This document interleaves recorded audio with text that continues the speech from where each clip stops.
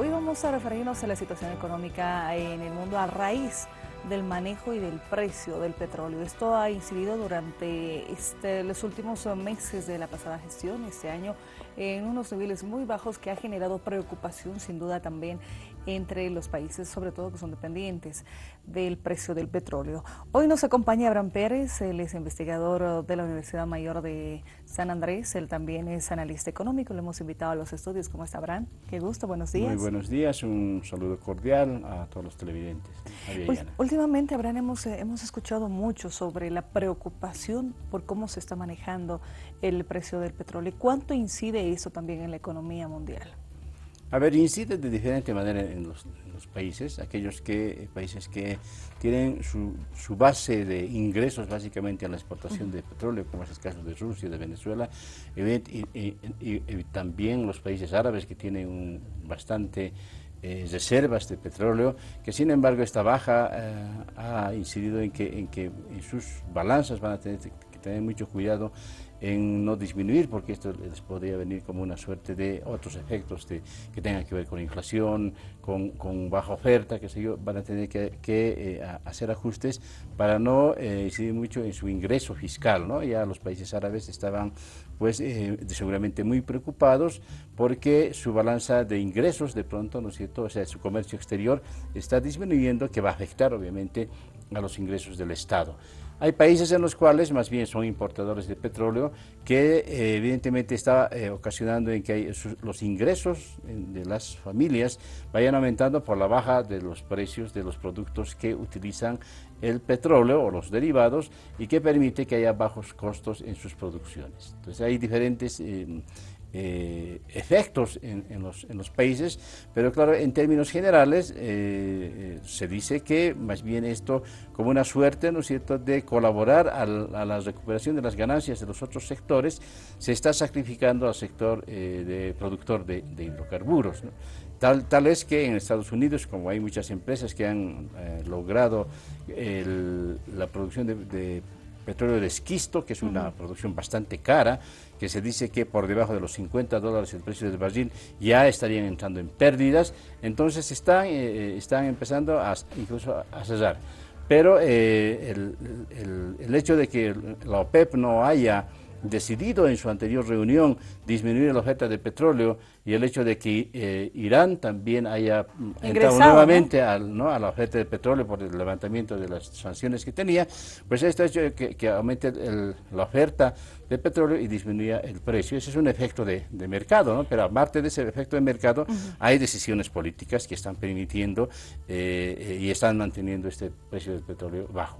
Sobre producción, sin duda alguna, el hecho de que no se pueda concretar este acuerdo entre los países de la OPEP, por ejemplo, el hecho por otro lado, de una convocatoria que se ha visto en la CELAC para que se puedan asumir algún tipo de acciones y hacer frente también a esta situación adversa, son elementos que se juegan en el contexto internacional. Así es, la misma Rusia está dispuesto, no es parte de la OPEP, Rusia. Sin embargo, ayer las noticias decían que está dispuesto a hablar con la OPEP para que puedan entrar en un acuerdo y que se pueda frenar esta baja del precio del petróleo, porque está afectando tanto a Rusia como a aquellos que tienen costos bajos en su producción, como son los países árabes, ¿no?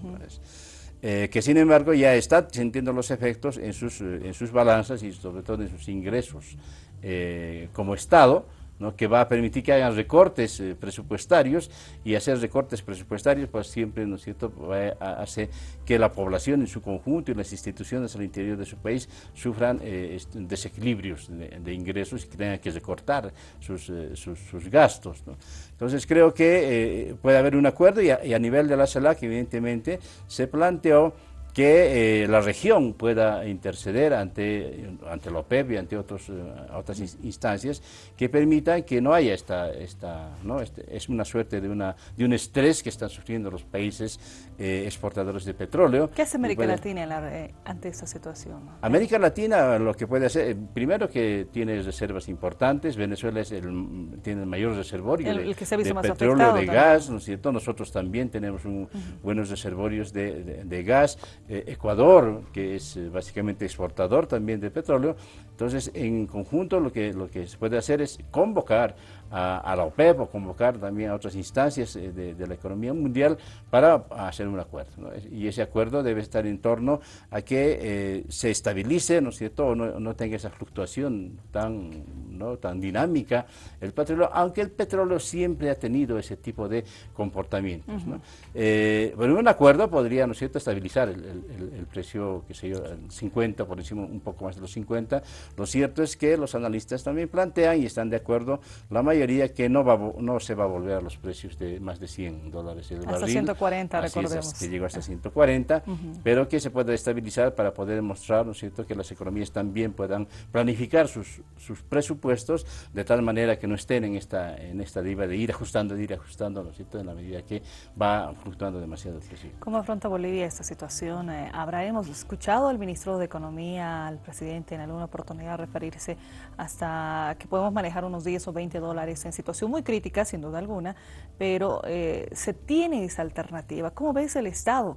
A ver, frente a este problema? hay pocos países, entre ellos está Bolivia, está la India y algunos otros países también en el África, que antes de que venga esta crisis de la disminución de la crisis del precio del petróleo, han tomado recaudos en el sentido de que se han hecho ahorros, ¿no? Es como si una familia en tiempos de que tiene buenos ingresos no los gasta todos, sino que va haciendo ahorros. ¿Para qué? Para estar preparado ante estas posibilidades de que bajen, ¿no?, el precio de nuestras exportaciones, básicamente el gas, que arrastra también el petróleo. El precio del petróleo arrastra también al precio de los alimentos y otros commodities, como son los minerales, que también han bajado de precio. Entonces, estos pocos países, que incluso un economista muy famoso que está en boga en estos momentos, como es Daniel Rodrik, un economista norteamericano, planteó que estas economías tomaron las previsiones y lo que hicieron estas economías sería un ejemplo para que otras economías podrían ver qué es lo que van a hacer estas economías. Entonces, ¿qué es lo que ha sucedido en el caso de Bolivia?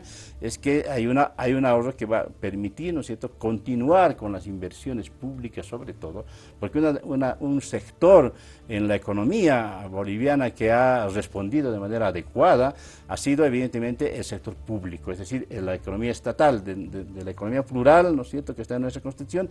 Hay una economía que es la economía estatal que ha asumido a partir de la nacionalización la decisión sobre el excedente y, bueno, diríamos en términos corrientes, no se farreó esos ingresos, sino que fue utilizando en construcción de caminos, hospitales, escuelas, agua, incluso canchitas de fútbol, que ha permitido una dinámica al interior de la economía boliviana, pero que además ha ahorrado, ¿no? Y ese ahorro va a permitir enfrentar... ¿Cuánto tiempo nos permite? ¿Cuánto tiempo nos genera? Bueno, como está, de acuerdo a los cálculos, ¿no es cierto?, podríamos pasarla como el 2016 y el 2017, pero además tenemos un interesante indicador, que es la estabilidad en términos de la deuda. O sea, tenemos una situación en la cual, como ningún país de Sudamérica y muchos países desarrollados no la tienen, el margen que tiene de la deuda en relación al Producto Interno Bruto. Tenemos un margen más o menos de 18, eso quiere decir que de cada 100 que producimos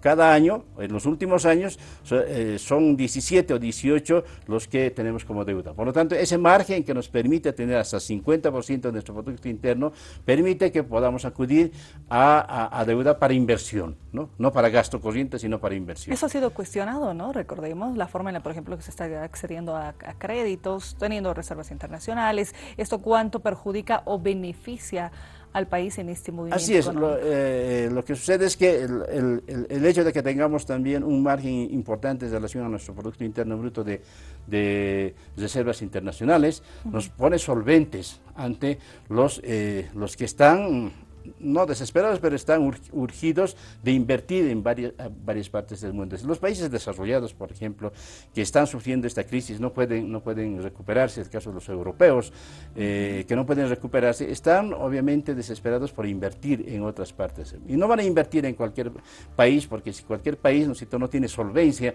para poder recibir un crédito, obviamente que la van a pensar dos veces. Pero en países como Bolivia, que se está muy solvente en términos de esos indicadores que tiene, reservas internacionales, esa deuda baja por debajo del umbral, pues entonces están interesados. El caso de Alemania es un ejemplo que está interesado en invertir en Bolivia. El caso de la China, que igualmente, a pesar de que está haciendo una transformación, un cambio estructural en su economía, está mirando más adentro que hacia afuera, sin embargo, no ha dejado de mirar afuera y no ha dejado de estar interesado en hacer inversiones afuera, ¿no?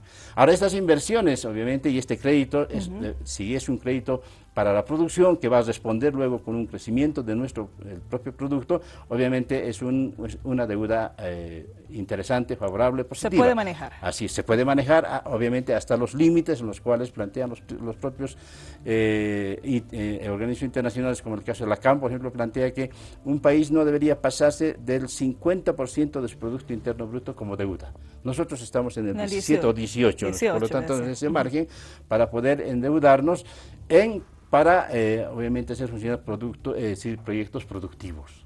Y esto va a permitir, una vez que estén instalados estos proyectos, va a permitir obviamente ingresos por exportaciones también, ¿no es cierto?, como también por consumo interno. El caso de Bulo Bulo, por ejemplo, los cálculos plantean que el 80% del 100% de la producción de urea y amoníaco, solamente el 20% va a cubrir mercado interno.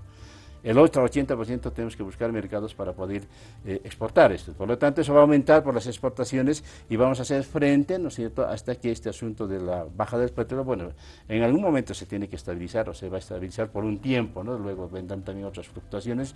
Lo importante es que países como Bolivia e India tomaron las previsiones y todavía están en la capacidad de poder hacer inversión pública. Muy bien, Abraham, ha sido un gusto conversar estos minutos, esta explicación general, porque el tema de esta fluctuación que se tiene en el tema del crudo ha preocupado bastante. Sin duda, hemos tenido precios muy bajos después de 10 años, ¿no? En el 2008 llegamos también a un precio de $30 el barril. Estamos nosotros fluctuando en los últimos días ese precio de 30 hasta 29, vuelvo a ser, eso muy fluctuante, pero ya pasamos esta crisis, como que tuvimos experiencia el 2009, por ejemplo, que bajó hasta el petróleo hasta el 30, Bolivia no dejó de creció al 3.5 o 3.2% y fue el mayor crecimiento de todos los países de Sudamérica. El 2014, que ya empezó esta baja del petróleo, y el 2015 igualmente tenemos ese indicador de que estamos en el mejor crecimiento de la región. Ha sido un gusto, Abraham. Muchas gracias. Muchas gracias.